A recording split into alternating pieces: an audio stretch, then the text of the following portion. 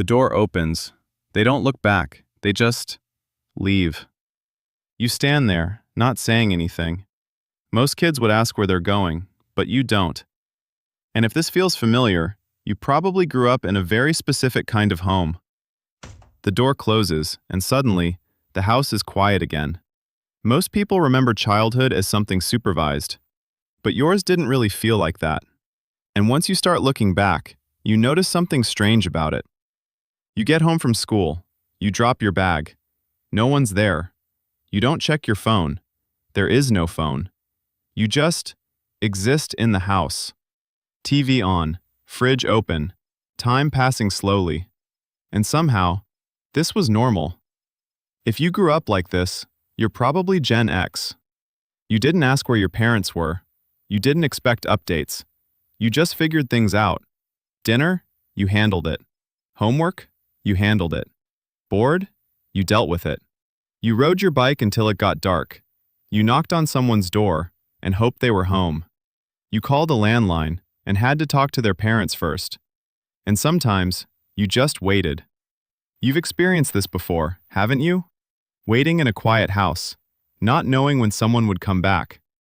But also, not really questioning it. You weren't supervised. You were expected to handle it. But something strange happens here. Most people think this kind of childhood creates independence. But that's not exactly what happened. Because independence usually comes with guidance. This didn't. But something else was happening. People think you were just free. But you weren't really free. You were on your own. And this is where things get interesting.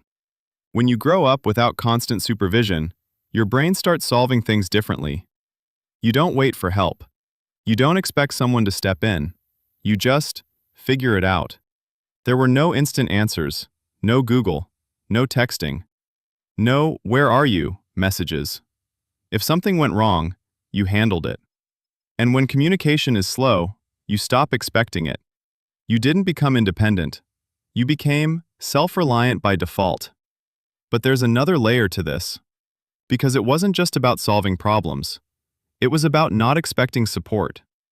Real-life example. You fall off your bike. You don't call anyone. You just get up.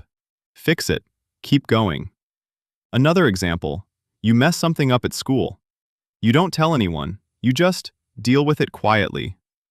You didn't learn to handle everything. You learned not to rely on anyone else to do it. You probably already know what this leads to later in life. But this reveals something bigger.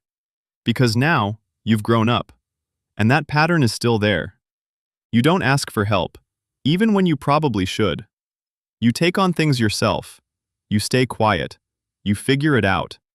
And you might not even notice you're doing it. You grew up in a world where no one was constantly checking on you.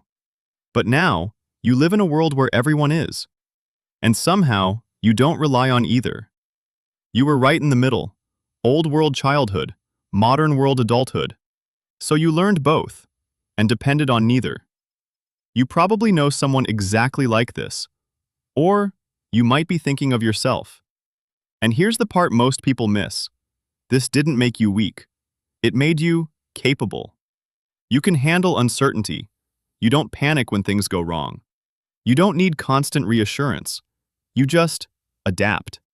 You don't wait for things to be fixed. You fix them. And when people realize this, they start seeing their past differently. You weren't ignored.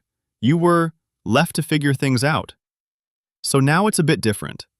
You look back, and it doesn't feel dramatic. It just feels normal. But once you notice it, you can't really unsee it. Because it shows up everywhere. In how you handle stress. In how you deal with problems. In how you ask, or don't ask, for help. Think about that for a moment. So now I'm curious. When something goes wrong, do you handle it yourself? Or do you actually reach out to someone?